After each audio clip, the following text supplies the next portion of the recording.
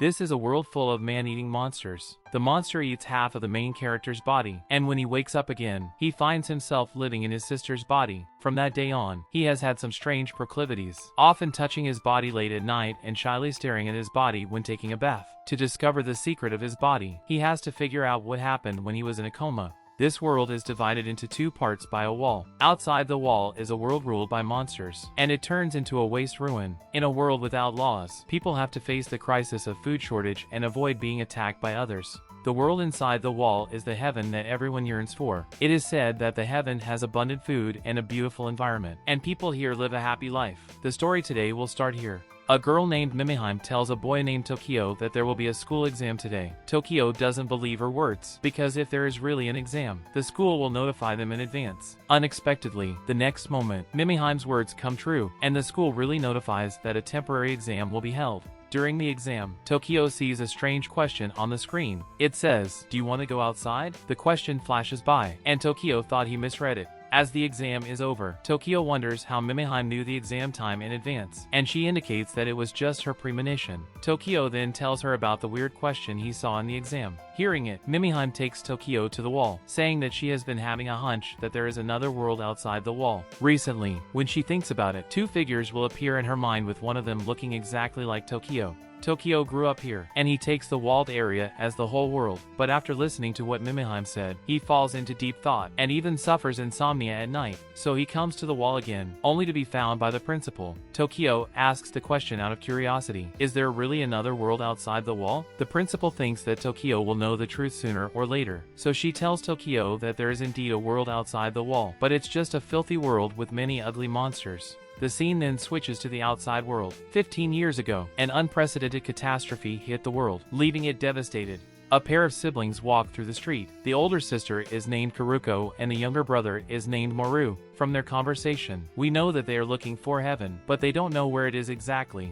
Surprisingly, the brother Maru looks very similar to Tokyo. The siblings haven't eaten for days, so when they find a house with a well-locked door, they expect to find some supplies inside. Sure enough, they found complete toilet paper after entering the house through the window, and Karuko happily pulls the weeds off the toilet. She has not used the toilet for a long time. It's just that the bathroom door is broken, so Maru accidentally sees Karuko on the toilet, which makes her angry. The two then continue to explore the house, hoping to find some food, only to see skeletons of a couple who died with their hands clasped. It seems the two were starving to death, which means there is no food in the house. Fortunately, they soon find some cans in another house, and although Karuko isn't good at cooking, they get something into their stomach. The next day, not long after setting out, they encounter a group of ruffians. In a world without legal restrictions, girls will be very miserable if they are caught by them. Maru immediately fights with these ruffians, and it can be seen that he is skilled and agile, as the several ruffians are no match for him. Just then, Karuko takes out a special pistol and fires a laser beam, which directly melts the telegraph pole on the side. Seeing this, the ruffians immediately raise their hands and surrender.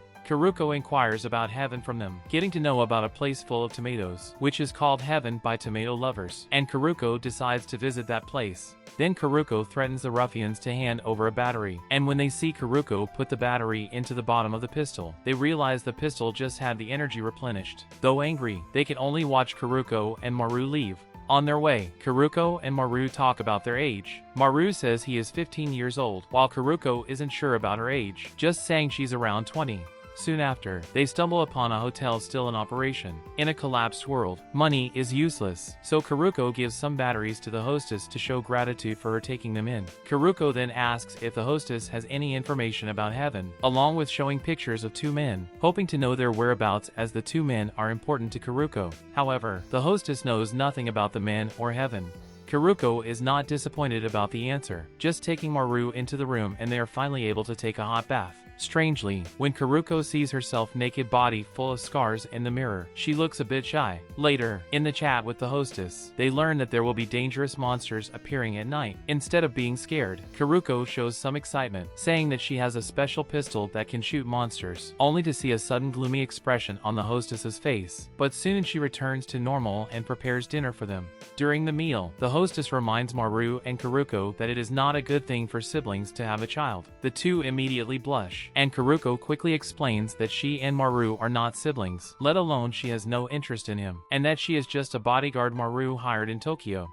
As the misunderstanding is cleared up, Kuruko and Maru go back to their room to rest. Maru is a little upset to know Kuruko doesn't have an interest in him. It seems he has a crush on Kuruko. Seeing how Maru reacts to what she said, Kuruko tries to comfort him, only to fall into a coma before she can say a word. It turns out that the hostess has added a lot of sleeping pills to the food they ate. Meanwhile, we see the hostess pick up a shotgun, and a terrifying giant strange bird flies toward the hotel. When Kuruko finally wakes up, she finds a man-eating monster outside the window, and she quickly awakens Maru. The two walk out of the room with weapons, and drink some water to dilute the sleeping pills in their bodies. Just then, the hostess discovers them, asking them to go back. Kuruko guesses that the hostess was trying to keep them away from the monster, so she added the sleeping pills to their food. At this moment, the giant bird shows up again. Kuruko and Maru quickly chase after it. This huge monster looks very terrifying. It has no head, but a very sharp whip that can easily cut through a human body. Experienced in combat, Kuruko and Maru soon keep the monster at disadvantage. Just as Kuruko is about to give it a fatal shot, the hostess blocks the way and shouts, "This is my child." It turns out that the monster ate the son of the hostess not long ago, and she thought since her son had entered the bird's body, the bird is her son now. She tells Kuruko and Maru that the strange bird will not harm her and even helped her drive away other monsters not long ago. Just when Kuruko believes what the hostess said and puts down her weapon, the monster directly cuts off the hostess with its whip, and then eats her. This scene enrages the two. Maru wipes Kuruko's tears, and then rushes to the monster using all his strength to penetrate his arm into its body, directly crumbing its heart. It seems that Maru has the power unimaginable to ordinary people. As the battle ends, Kuruko and Maru continue on their way early the next morning. They lament that maybe the hostess was telling the truth. The monster indeed inherited her son's personality in the beginning and protected her several times. It's just that it is a monster after all, and in the end, it would still hunt and eat people everywhere with the humanity destroyed. Otherwise, the world would not fall into such a terrifying situation. They don't feel like discussing this topic, while just following the clues given by the ruffians to find heaven. After a long journey, they discover a farmland, which they speculate to be the heaven full of tomatoes. Just then, Kuruko asks Maru what his purpose is in going to heaven. Maru takes out a box, and according to him, someone asked him to go to heaven to find the one who looks exactly like him, and then inject the medicine in the box into his body, so that he can save many people. Hearing this, Kuruko is caught in a memory where a severely injured woman begged her to escort Maru to heaven. They are then discovered by the nearby farmers, who treat them warmly as children. From the locals, they get to know that after the catastrophe, villagers here rebuilt their homeland, first planting a lot of tomatoes and later other crops. Perhaps that's why it was called the Heaven of Tomatoes. As villagers here never show any surprise when they see Maru, Kuruko believes there's nobody looking like him. Thus it is not the heaven Maru is looking for. Figuring it out, the two are a little frustrated. Suddenly, Maru sees a box with a mark on it, and the mark appears to be the same as the one on Kuruko's pistol. They then speculate that the special pistol should not be a product of this world, but may be related to the mysterious heaven. The two wonder how the box came about, but the villager only knows it was used to hold supplies when trading with Tokyo. As they can't find a clue to heaven, they decide to go back to Tokyo by sea. On the boat, Maru laments that since heaven cannot be found at all, he would like to farm with Kuruko for the rest of his life. Maru then plucks up the courage to confess his feelings to Kuruko and kisses her. Kuruko struggles to push Maru away, and she then reveals her secret to Maru seriously. Although her body is a woman, her brain belongs to a man, so she is a man indeed. Her words seem to be unbelievable, but it is the truth. As Kuruko starts to reveal her past, we are brought back to 5 years ago. 10 years had passed after the catastrophe, and humans had gradually adapted to the existence of man-eating monsters, beginning to rebuild their homes. The siblings Kuriko and Haruki lost their parents, becoming orphans. They then found a human community, moved into the orphanage here, and lived by working in the electrocart racing industry. Kuriko was a racer and would regularly compete in various races, supporting the children in the orphanage and her brother with her bonus. To keep the race running, the head of the racing association hired many orphans as security guards, and Haruki was one of them. One day, 2 gangsters were found sneaking into the arena with forged tickets, and Haruki was knocked down by the 2 gangsters when he tried to arrest them. After the catastrophe, it is difficult for the laws of this world to bind mankind. When the 2 gangsters were about to kill Haruki, a man named Robin appeared in time to save him and defeat the gangsters. After that, Robin told Haruki that when fighting, he couldn't just stare at the enemy, but must observe his surroundings and use all the tools at his disposal. He then left the credit of catching 2 gangsters to Haruki, who could thus receive the reward. Robin was a bit older than Haruki, and often took care of him as well as the other kids in the orphanage. Therefore, Haruki admired him a lot. Getting the reward, Haruki happily returned to the orphanage, where there were some orphans about his age, and while they were chit-chatting, Kiriko returned from a race. As she accidentally broke her arm, a bearded doctor followed her back. After Kiriko went to have a rest, a kid at the scene secretly told Haruki that he had better not let Kiriko get too close to the doctor, who was said to be secretly studying man-eating monsters and conducting human experiments, according to Robin's investigation. At night, while Haruki was sleeping, he noticed that Kiriko was cold and asked her to sleep with him. When Kiriko actually did this, Haruki was a little shy. At this moment, there was a noise downstairs. It turned out that a man-eating monster was found in this neighborhood, and a group of men were about to fight it. Haruki also followed with a gun made by himself.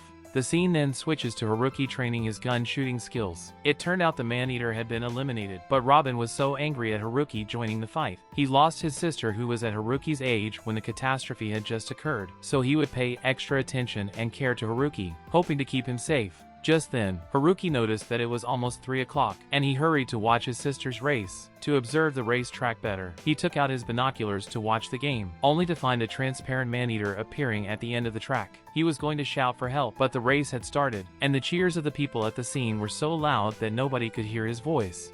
Thinking that it would just take his sister a few minutes to reach the end line, he knew it was too late to inform others. So he took his gun, rushing to the place where the monster appeared. When encountering the monster, he shot it fiercely, only to find the strong defense man-eater unharmed. The brave boy then took out his dagger and rushed at the monster. However, not only did he not hurt the monster, but he was entangled by it and could not break free. After a few minutes, Kiriko arrived at the end track, where she noticed a man-eating monster. She quickly stopped and notified the racer behind to call for help. As she was about to leave, she saw Haruki being held in the mouth of the monster. Kiriko collapsed instantly. She shouted Haruki's name, drove her cart into the monster, and snatched Haruki's body from the monster. Perhaps the monster was full, so it didn't attack her and left. Sadly, only half of Haruki's body remained. Thinking that her brother would soon die, Kiriko's mind was filled with their past, and her tears couldn't stop flowing. At this moment, the scene switches. It seems that someone was performing surgery on Haruki. He felt that he was in a nightmare, where his beloved sister has gone, while he was entangled by the man-eater. By the time Haruki finally woke up, he was in the hospital bed. He dragged his tired body out of the ward. When he saw his look in the mirror, he instantly went out of control. He couldn't believe he had changed into Kiriko, shouting that he wanted to see his sister. The doctors quickly stepped forward to inject him with tranquilizers. The nurses thought that Kiriko couldn't accept the loss of her brother, and thus believed herself to be Haruki. At this moment, Haruki had calmed down, and he asked them what happened after he fell into a coma. The nurses revealed to Kiriko, who was actually Haruki, that when she and her brother were sent to the hospital, they were both dying. It was the bearded doctor who conducted the operation, bringing her back to life. But unfortunately, her brother died, and the doctor left after the surgery. Haruki was a little confused. He remembered seeing his sister crying but surely alive before he fell into a coma. How could she be sent to the hospital with him? Haruki knew that nobody would believe that he was in his sister's body, but he was sure he must be Haruki, because he grieved the loss of his sister, and occasionally rejoiced in inheriting his sister's body late at night. His feelings for his sister seemed to be very special. Haruki decided to keep this secret to himself, and 4 months had passed by the time he fully recovered. Then, he intended to leave the hospital to find the truth about this matter. He remembered what an orphan had mentioned to him, that Robin was investigating the identity of the bearded doctor, so he planned to go to Robin to see if he could get any clues. He went back to the electrocart racing place where he had worked, only to be told by the staff there that Robin might have been killed. It turned out that there had been frequent disappearances in the neighborhood recently, and Robin had also disappeared while investigating the issue. Haruki hurried back to the orphanage where he used to live, only to find that his companions had also left. A man living nearby told him the kids had lost their financial resources after Kiriko and Robin left, so they had to move somewhere else. But no one knew exactly where they moved to. Disappointed, Haruki walked back to his room, lay on the bed, and shed tears. At this moment, Haruki thought of a key point. People here did not find Robin's body, and there was no definitive evidence that Robin was dead. Maybe Robin just went somewhere else. He believed that if he could find Robin or the doctor, he would know the truth. Therefore, he found pictures of the two, and changed his name to Kiriko. He presented himself as a bodyguard, protecting his employers while following them everywhere to find Robin and the doctor. For years passed by like this until Kiriko met Maru. Kiriko's incredible past shocks Maru, but in a world full of monsters, nothing is impossible. So Maru believes what Kiriko says. It's just that he doesn't know if he should still call Kiriko sister. just as they're still troubled by how to appropriately call each other. A scream comes from a man nearby. Karuko and Maru run over to check and are taken aback. A terrifying man-eating fish monster appears outside the boat. At this time, the scene switches to heaven, where a boy named Kona is painting a baby with a strange face. A girl likes the painting so much, praising his painting to be weird but good and asking if he can give this painting to her. Kona is confused, not knowing why his painting is weird. Just then, Tokyo appears and takes the girl away. Tokyo tells the girl not to always find fault with Kona's paintings, while the girl retorts that she was praising him and that she has seen real babies. They have no faces. Curious, Tokyo follows the girl named Cuckoo outside, and she tells Tokyo to follow her if he wants to see the baby without a face. Seeing Tokyo nod, Cuckoo takes Tokyo under the high wall, and then jumps onto the wall. Her limbs can stick to any object, and she climbs up to a vent on the wall with this superpower. Tokyo also wants to climb the high wall, but unfortunately, he does not have the superpower, so he can only find a way to keep up with Cuckoo. At the same time, the cameras in heaven are monitoring everything about the children. It is soon revealed from the conversation between the two staff members in the monitoring room that there are cameras everywhere in the heaven, and everything about the children cannot escape their notice. People here are studying the movements and behaviors of these children, and these children are their experiments. Seeing two children hugging and kissing, they think it is very interesting because they have never taught these children about love.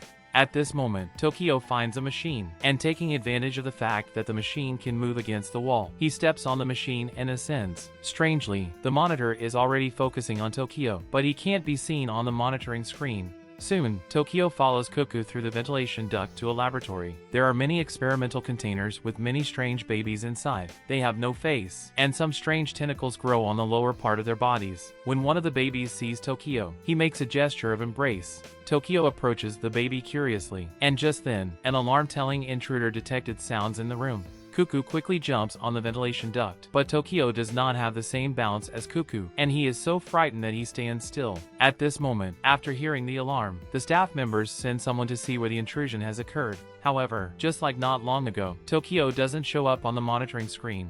Right now Tokyo is still in a daze, and Cuckoo hurriedly shouts out his name and flees with him holding his hand. After they leave, the baby who interacted with Tokyo just now whispers, "Tokyo." It seems that this strange baby remembers Tokyo. Next, the scene jumps to the principal's side. There is a robot named Mina next to the principal, and her body connects everything in the heaven. From their conversation, we can know that the heaven is like Mina's body, and she can feel everything in the heaven, but even she can't notice that Tokyo intrudes. So in the end, the principal can only take the alarm just now as a mistake.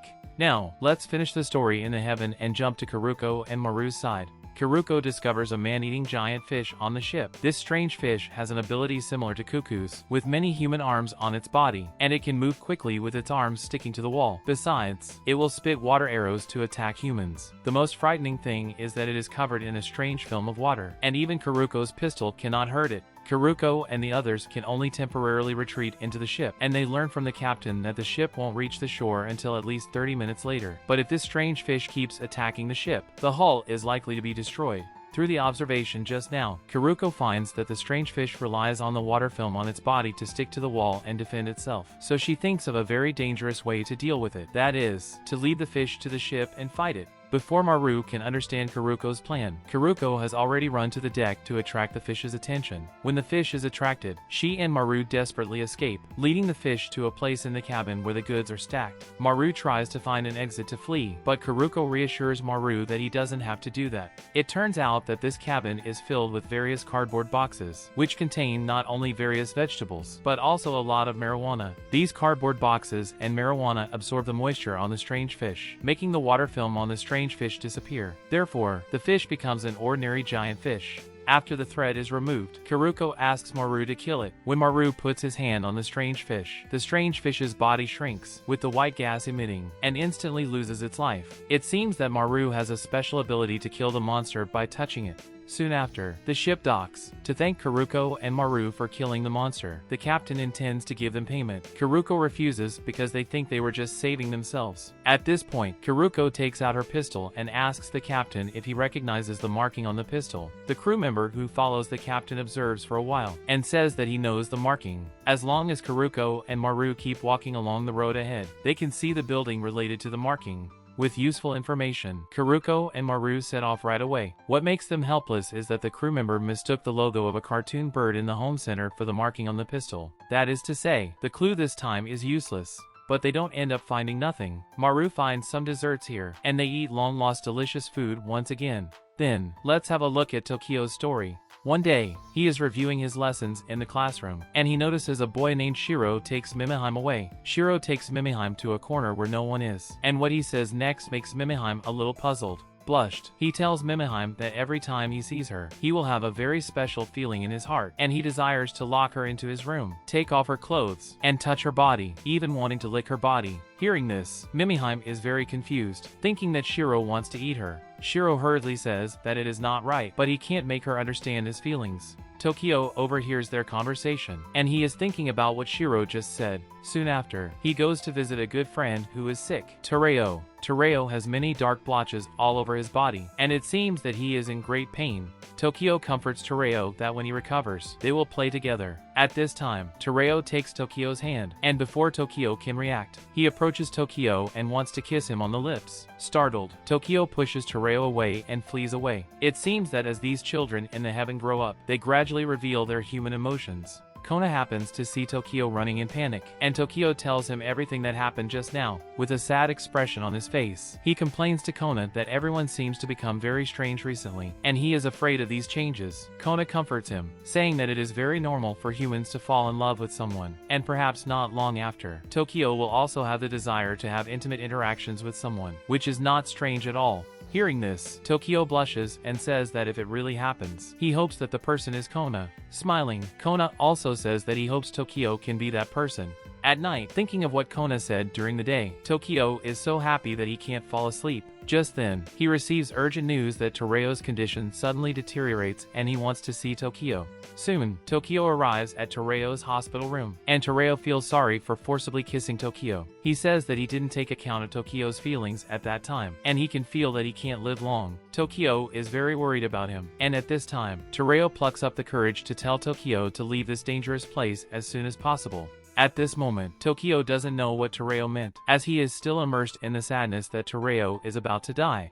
Let's put aside Tokyo's story for a moment and take a look at the situation on Karuko and Maru's side. After failing to find heaven, Karuko and Maru rediscover a small town where humans gather, and they plan to continue to search for clues about heaven. As Karuko and Maru are newcomers here, some gangsters want to bring them to their knees through violence. However, Maru's combat effectiveness is so strong that he knocks down several of them alone. After that, Karuko and Maru leave for somewhere further to avoid being retaliated by the gangsters. Being safe, Karuko then asks Maru to recall his past again to see if he has noticed some clues about heaven.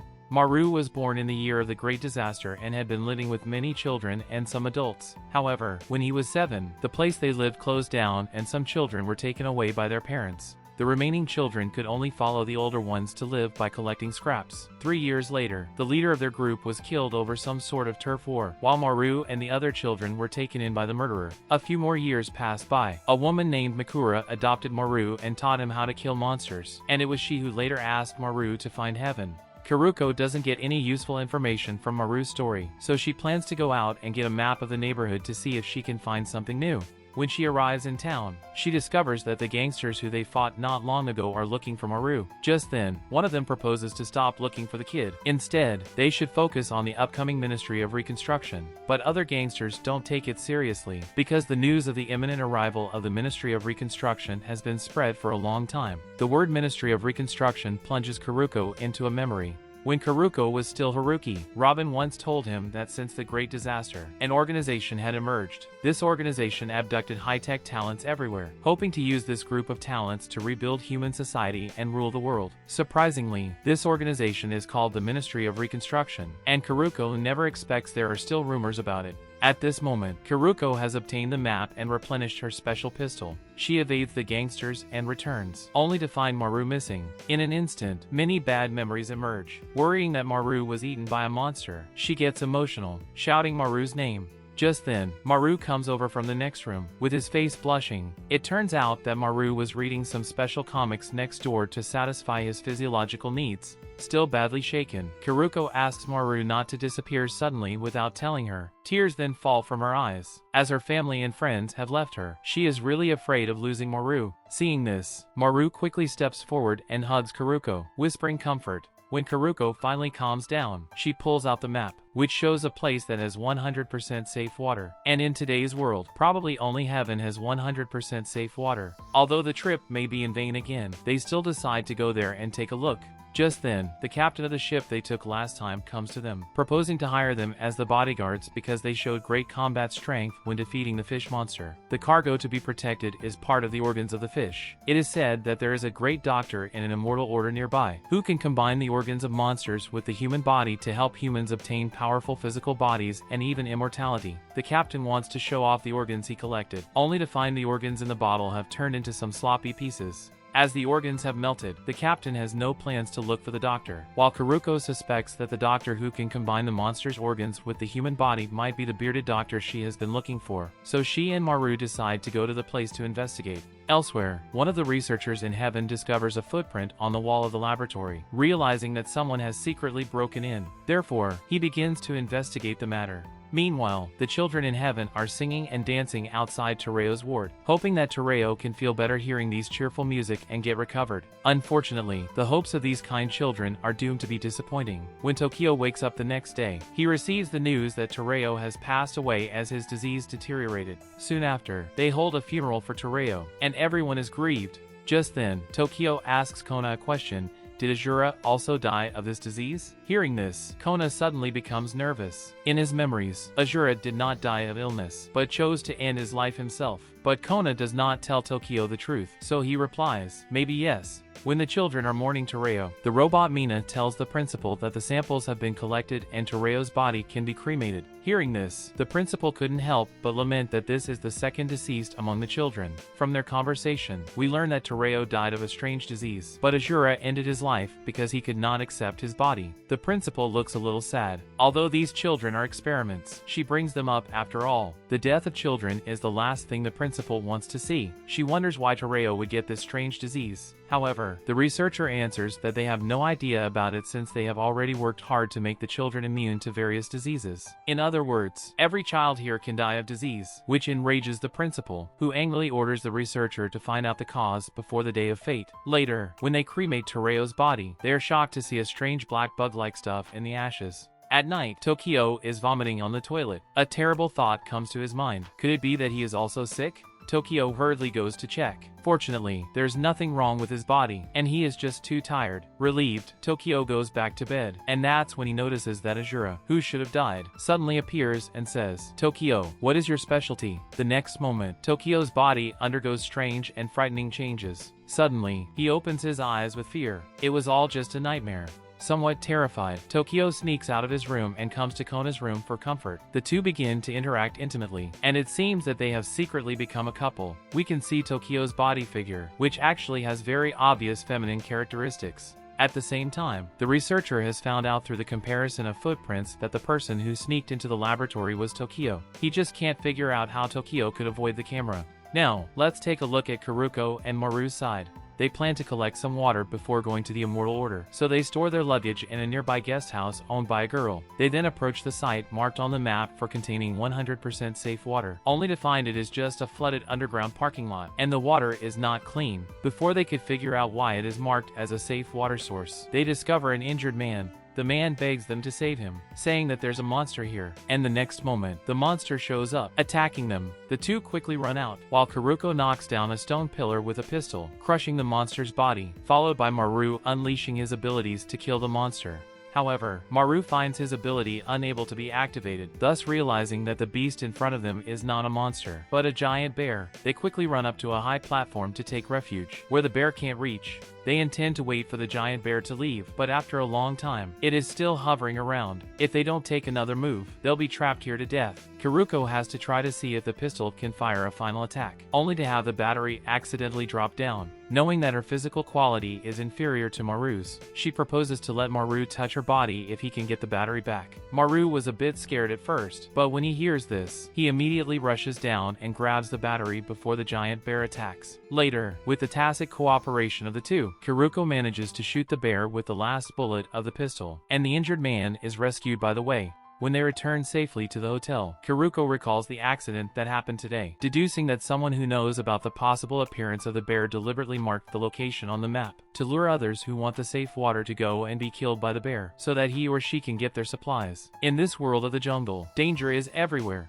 As Kuruko analyzes the situation, Maru asks her if she has forgotten something. Then he pounces on Kuruko, trying to touch her feminine body. Just as the two are playing, the girl who ran the hotel rushes in, mistaking them for doing something intimate. Angered, she immediately tells the two to not mess around in this room, and then takes Maru to another room. Unexpectedly, this girl actually takes the initiative to try to satisfy Maru. It turns out that in addition to running a hotel, she will occasionally sell her body to make some money. When Maru tries to push her away, he inadvertently touches the girl's chest, causing him to have the feeling of grabbing and squeezing the girl's heart, just like how he killed the man-eaters. Startled, Maru quickly withdraws his hand, and then stops the girl from seducing him. The noise they make attracts Kuruko, who misunderstands that Maru is having an intimate interaction with the girl. As she comes over to check, her face instantly turns red. Maru doesn't know how to explain it, but feels very embarrassed. Fortunately, the girl explains it, clearing up the misunderstanding. She then reveals to the two that she is an orphan, and her dream is to run this hotel well, interact intimately with the guests she fancy by the way, slowly make money, and become a hotel tycoon.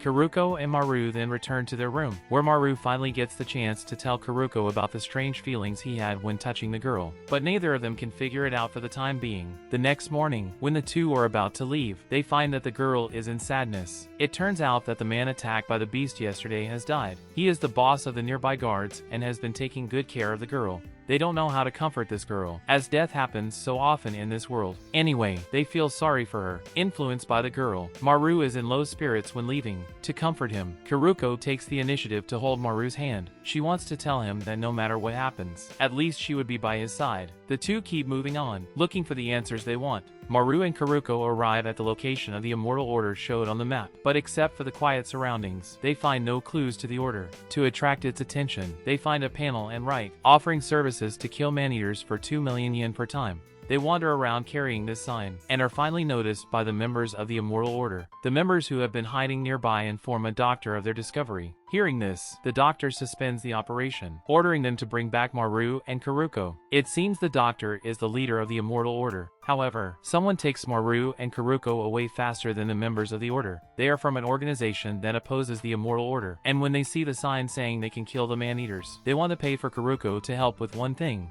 1 year ago, a member of this organization went to seek medical treatment from the doctor of the Immortal Order. However, the doctor directly cut off her leg, which was just slightly injured, and attached a mechanical leg to her. From then on, the organization has considered Immortal Order a bunch of monsters, and that's why they're opposed to it. It is also said that the Immortal Order has been performing horrific treatments until now, often replacing the bodies of the injured with machinery, and they even implant human brains into the body of robots. The member whose leg was replaced witnessed with that a person was equipped with mechanical devices all over her body, and asked her for help in great pain. They believe the Immortal Order's behavior is against human ethics, and they've even heard that in the basement of the building where the Immortal Order headquarters locate, there are man-eaters they raised, which may have been used for human experiments. And they want Maru and Kuruko to help clean up these man-eaters. Learning of it, Kuruko quickly takes out a picture of the bearded doctor and asks them to confirm if this is the same doctor as the Immortal Order's, only to be told that the Immortal Order's doctor was a young man named Usami. Though disappointed, Kuruko still takes on the task, because she doesn't want those monsters to hurt humans. So she and Maru, under the cover of this group, enter into the basement of the building. Here they find many dormant man-eating monsters, and Maru quickly steps forward, activates his ability, and kills them.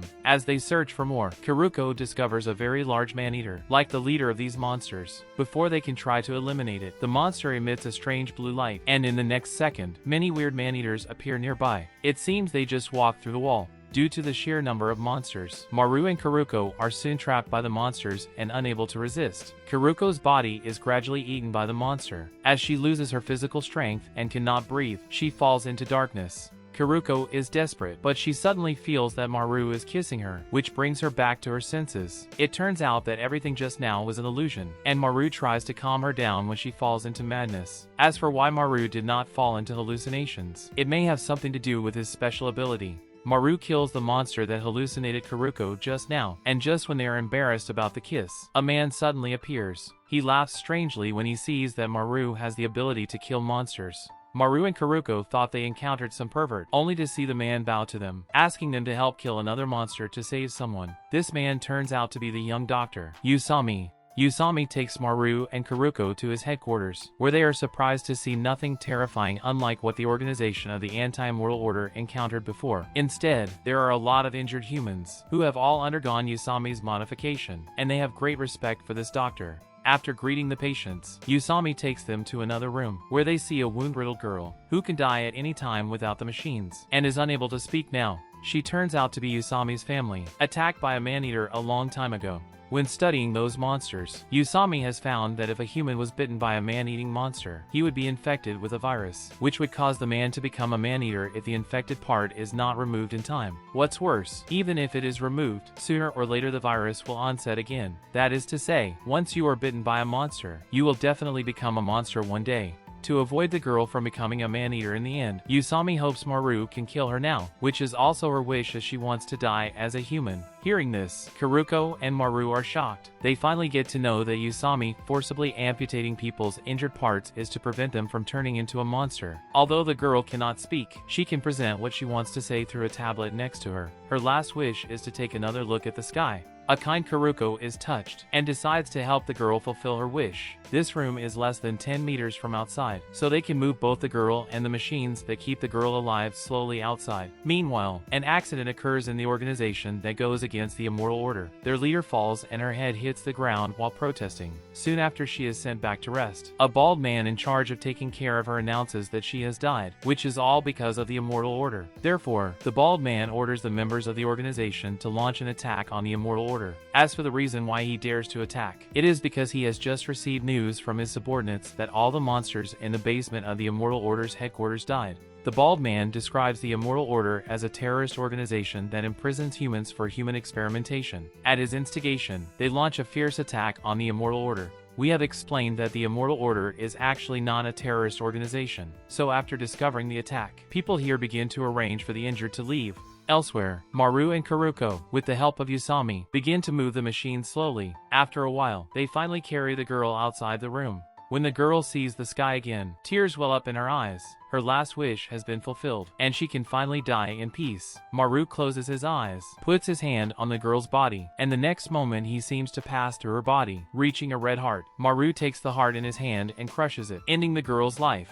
Just as everyone is grieved, Kuruko notices some text on the tablet. It was the girl's message to Usami in the last moments of her life. It says, "Thank you for everything you have done for me, and for helping me die as a human being. Thank you for giving me eyes. I love you." Seeing these words, Usami, who has always been calm, begins to cry loudly. The girl finally ended her painful life. But for Usami, he lost his only loved one in this world. Meanwhile, the bald man has led his subordinates to occupy the building, and it turns out that his purpose was not to resist the Immortal Order at all, but to occupy the machines and power generation equipment here. In this way, he can slowly build up his forces and become the king here. However, unbeknownst to him, there is still a man-eater in the basement of this building that has not been killed. As the girl's wish was fulfilled, Usami takes Maru and Kuruko, along with the girl's dead body, to join the people who have escaped from the building. They have known about the attack, and Usami marks a location on the map where there is a village. He asks these people to go and seek refuge there. Usami created the machines in the building to save his loved ones, and one day an injured man broke in by accident. He helped the injured man create a prosthesis, who brought more and more people to him for treatment. Gradually, the scale enlarged. As he reveals the past, Usami falls into a memory, where the girl was blind in both eyes at the time, until Usami gave one of his eyes to her, and that's why Usami has only one eye now. Suddenly, Usami carries the girl up to a building. Maru and Kuruko think he is trying to calm down, thus not bothering him. While waiting for Usami, Kuruko shows pictures of the bearded doctor and Robin to people nearby, hoping to get some clues. Luckily, she is told that Robin was Usami's assistant 2 years ago, helping Usami install prosthetic limbs for injured people. But then, he left for no reason. Anyway, Kuruko is thrilled to learn that Robin is still alive. Meanwhile, Usami is sitting on the rooftop with the girl in his arms. Her departure takes away his motivation to live. Looking at the girl lying in his arms, Usami kisses her forehead affectionately. Then he takes out a pistol and aims it at his head. Kuruko is still thinking about where to go to find Robin when a gunshot breaks the peace. They rush to the rooftop, only to see the dead Usami. Seeing this, Maru breaks down, thinking that his hands can only bring misfortune and death. If he didn't kill the girl, Usami wouldn't have died. Kuruko comforts Maru gently, telling him that his hands are meant to kill man-eaters to save humans, and not him but the crazy world should be blamed. As they bury the bodies of Usami and the girl, they find a special button on Usami's hand, the sign on which is identical to that of the special pistol in Kuruko's hand. Kuruko thinks the pistol may have something to do with the heaven they are looking for, so they decide to go to the town where Usami had lived before to see if they can find any clues. While looking for the town, they encounter a strange man, whose name is Juchi, and he specializes in selling some intelligence to make money. Kuruko takes out the picture of the bearded doctor and the button of Usami, asking if Juchi has seen the doctor or the item. Juchi says that he seems to have seen the button, but can't remember it for the time being, unless Kuruko pays for some other information, which may help him recall what Kuruko wants to know. Leaving with no other choice, Kuruko pays and learns a few pieces of intelligence from Juchi. One of the stories is particularly bizarre. After the Great Disaster, a group of strong women who especially hated the world ruled by men gathered to form a town ruled exclusively by women, and the men who came close would be killed. But if they see any good-looking man, they would arrest him and make him a slave. Surprisingly, Juchi used to be a slave there, and because he was marked as slave number 11, others called him Juchi. Men there had no human rights and were treated like livestock, performing dirty manual work, and would be executed at will if they did not obey. Women could choose the man they liked to sleep with and reproduce. If a girl was born, she would be raised and educated by the women. However, if it was a baby boy, he would be directly thrown into slavery and eventually became the next generation of slaves. Juchi was picked by 2 women, and they formed a family. However, soon after, one of the women gave birth to a boy. Unwilling to have their baby become a slave, the 2 women decide to take Juchi and the baby away from this town, only to be discovered by other residents. In the end, only Juchi managed to leave the town, while the 2 women became bodies hung outside of the town the next morning. After listening to the story, a kind Maru wants to go to the town with Kuruko to see if the baby boy is still alive. However, Kuruko doubts the story, so she goes to Juchi and erases the mark on his hand, which is fake, indicating that the story just now is likely made up. Kuruko then takes out her pistol and points it at the crook, ordering Juchi to drive his car. As Juchi moves the car away, they find a house plate where was printed Takahara Academy with a logo the same as the sign on the button. Just now, Juchi deliberately parked his car here when he was about to tell the story, apparently trying to hide this mark to cheat money. Following the mark, Kuruko and Maru go to the 2nd floor, where they find a leaflet from Takahara Academy. It turns out that Takahara Academy was an orphanage-like place, and its principal compared the society to hell, and conversely, the academy was heaven. In other words, Takahara Academy is likely to be the heaven they are looking for. It has 2 bases and 18 branches, and Kuruko decides to go to the locations of the 2 most critical bases according to the addresses on the flyer. Meanwhile, a major event occurs in heaven. Tokyo is discovered to be pregnant. Everyone present thinks it is incredible, because nobody has taught children here anything about intimacy. Tokyo's pregnancy is quite a serious thing, and at the moment they do not know who the father is. Before they carry out any solutions, they decide to lock up Tokyo first. From their conversation, we know that this school turns out to be the Takahara Academy that Kuruko and Maru are looking for. Back to Kuruko and Maru, they are stopped by Juchi when heading to the base of Takahara Academy. Juchi claims that the story he has just told was actually true, and then he reveals the number 11 tattoo on his shoulder. Maru checks it and confirms that the tattoo is real. When Juchi heard Maru saying that he wanted to know if the baby boy was still alive, he started to ponder and finally decided to come back and ask for the help of the 2. As he also noticed Kuruko's pistol, he thinks that maybe he can really save his child with this pistol.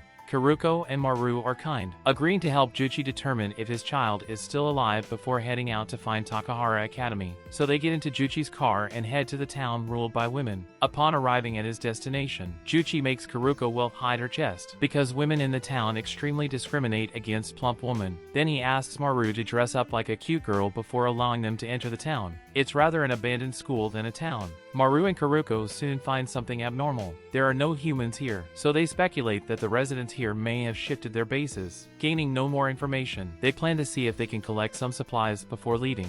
Just then, an accident occurs. The temperature around them begins to drop off, and in a few seconds, the entire area is frozen. As they are about to freeze to death, Maru senses the presence of a man-eater above them. Karuko fires a shot at the roof, and the next moment the temperature returns to normal.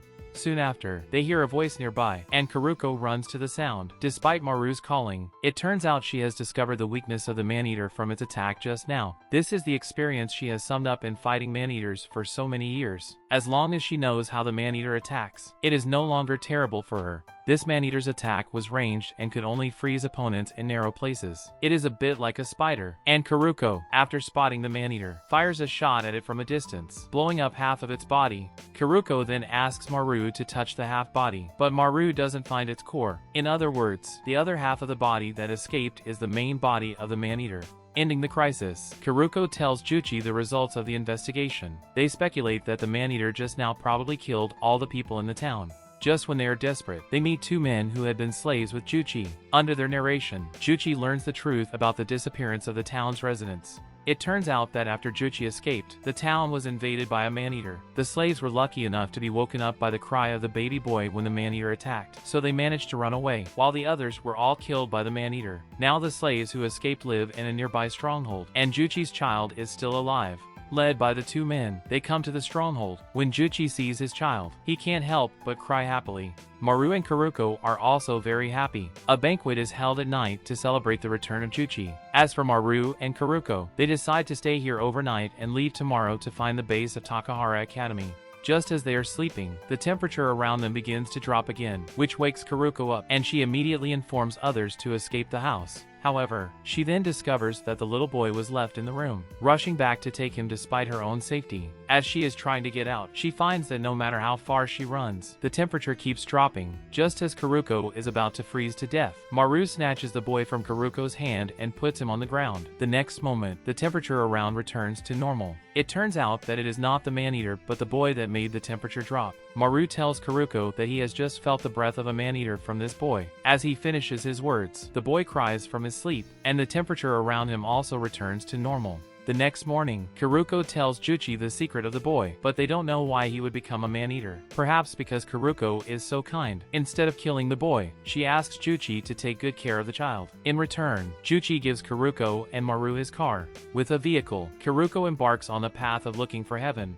Unbeknownst to them, shortly after Karuko left, Juchi kills one of his companions in the stronghold and leaves with his child. It turns out that when Juchi was about to escape from the female-ruled town, it was this companion who snitched about his plan to the rulers, resulting in the death of the child's mother. Meanwhile, Tokyo in heaven sends a message to Kona when she is still imprisoned. The doctors in the lab tell Tokyo that when the item in her belly is taken out, she will be set free. During the time of Tokyo's captivity, some new students appear in heaven. The new students quickly integrate into school life. One day, Mimiheim notices that among the new students, there is a girl named Oma playing alone in the corner. Mimiheim asks Oma why she doesn't play with others. Oma looks at her, says that she will only cause trouble to them, and then cries. To comfort her, Mimiheim gently takes off Oma's sunglasses, but the next moment blue light appears in Oma's eyes, and when Mimiheim looks at Oma, she suddenly feels being grabbed by a strange machine, and many pin-like devices pierce her body. In the torture of strong pain, Mimiheim faints over.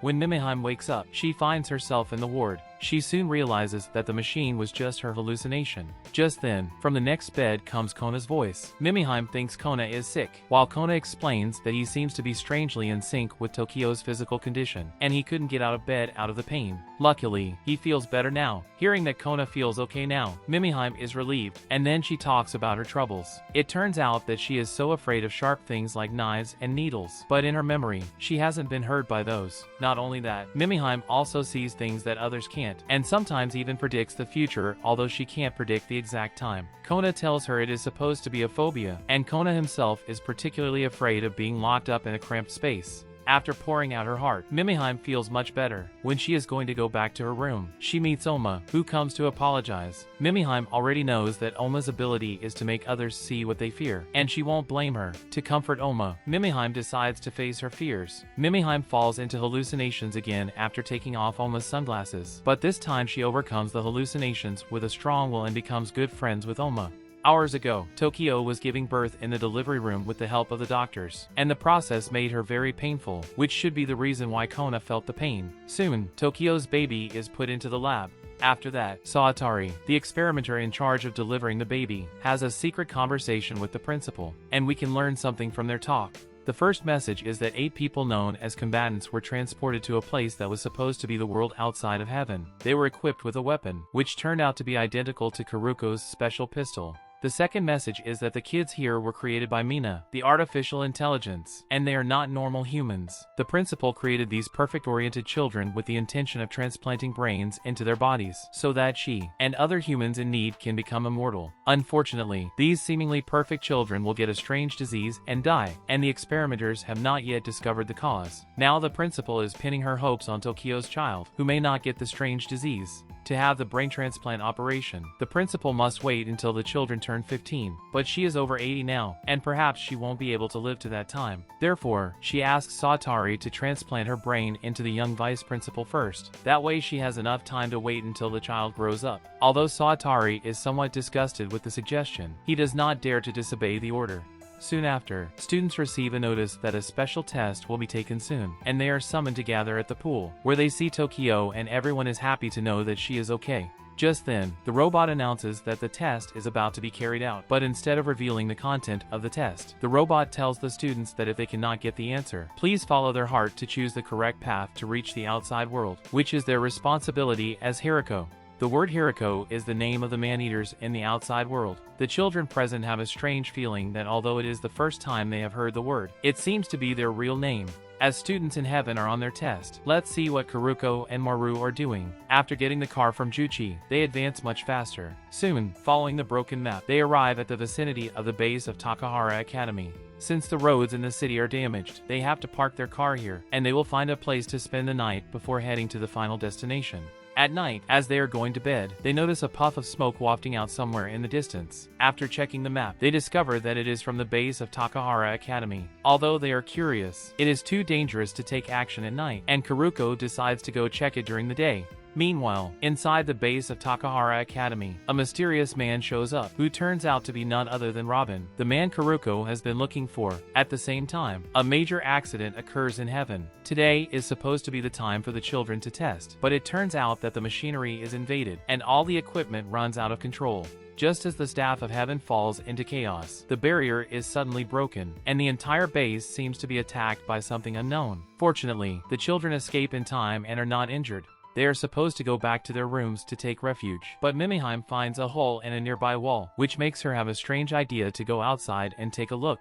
Some of the children are also influenced by Mimiheim and decide to go out with her. When they come outside, they are instantly stunned by the scenery. They have never seen such a vast world. Mimiheim is so frightened that she sits on the ground, as she has never seen such a high and huge blue ceiling. These children have been trapped inside heaven since their birth, unaware that there is such a vast world outside. While the kids are in shock, let's take a look at what's going on Karuko's side. As soon as dawn breaks, Karuko and Maru set off for the base of Takahara Academy. On their way, they find a market in the vicinity, where many people sell goods and food. Such a scene is very rare in this damaged world, and Maru is attracted by one of the food stalls. When he tries to buy food with paper money, the vendor tells him that paper money is not allowed here, and they use a kind of currency made of wood. Karuko is surprised to learn that residents here can get the currency for free, and the organization that grants residency is called the Ministry of Reconstruction, which, according to what Robin told Karuko, is a special organization that intended to revive human technology. Soon after, they arrive at the place where they can apply for resident status according to the guidance of the vendor. Following the process, they successfully receive their currency.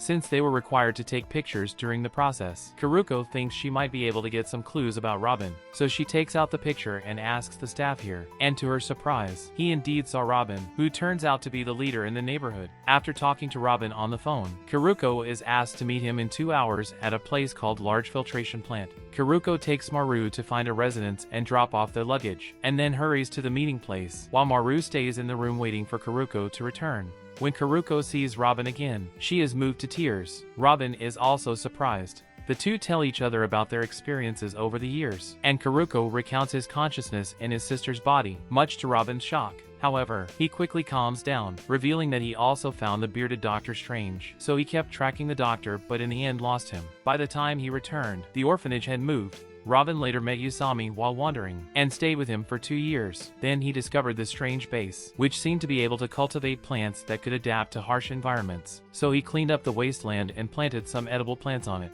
The field he planted attracted many people, including those organized by the Ministry of Reconstruction. With the help of the organization, it quickly developed into a small town. The reason why it is called the Large Filtration Plant is that there is equipment that can not only filter water sources, but also generate electricity. Robin is very capable, so he becomes a sub-chief here. Kuruko still has a lot to ask, but Robin tells her she should take a shower first and they can talk more when she feels clean and comfortable. While taking a shower, Kuruko can't help but think that since she has found Robin now, life will definitely get better in the future. When she walks out of the washroom, she finds that her clothes are missing. Just then, she hears Robin walking closer. Kuruko is unguarded against Robin, allowing the unexpected to happen. Robin actually handcuffs her and ties her up. Robin at this moment shows a perverted smile, and at Kuruko's horrified gaze, Robin pounces on her. 2 days passed, but Kuruko didn't return. Maru realizes that Kuruko might be in danger, so he decides to go to the Large Filtration Plant to find Kuruko. As soon as he reaches the gate, the guards stop him. Once they know Maru is here for Kuruko, they begin to laugh at him. For the 2 nights, they've been hearing some sounds from Robin's room, and they take Kuruko for Robin's lover. Hearing this, Maru is instantly enraged, and he knocks down the guards who stand in his way. Finding the room where Kuruko is trapped, Maru is surprised to see her being tied, and he soon figures out what has happened to her. At this moment, Maru sees Robin, and he turns his anger into power, punching Robin over and over again. Seeing that Robin is about to be killed by Maru, Kuruko breaks free and rushes to stop him. Although she hates Robin, she still hopes that Maru can spare his life. Maru, who always listens to Kuruko, finally leaves with her without a word. Kuruko cries and blames herself by the river. She thought Robin was a good person, but he turned out to be a scumbag. She blames herself for being too weak, and everything she has seen so far was fake. At this moment, Maru bravely pours out his heart. He thinks Kuruko is the best. She cooks, drives and takes care of him along the way, and everything they have experienced is real. He likes Kuruko, hoping that she will stay by his side in the future, and that he will protect her. Listening to Maru's confession, Kuruko throws herself into his arms crying. After calming down, Kuruko shreds Robin's photo. The fragments drift into the distance with the wind, which means that Kuruko has said goodbye to her past self. After that, Maru and Kuruko continue their adventure in search of heaven. Their relationship becomes closer at this moment. As Maru and Kuruko leave, the Ministry of Reconstruction discovers that Robin is missing and they subsequently investigate the Large Filtration Plant. Here they find a room where the body of a monster is connected to a broken human body. They are so frightened that they quickly close the door, having no idea what Robin was doing there. Now let's take a look at the story of what happened in heaven. When the children of heaven discovered the outside world, they thought that this was the school's test for them, and decided to go to the forest to find clues. There are 4 of them out this time, including Mimiheim, who is however frightened by everything strange outside. Therefore, she decides to return after walking for a while, accompanied by a boy Shiro who likes her.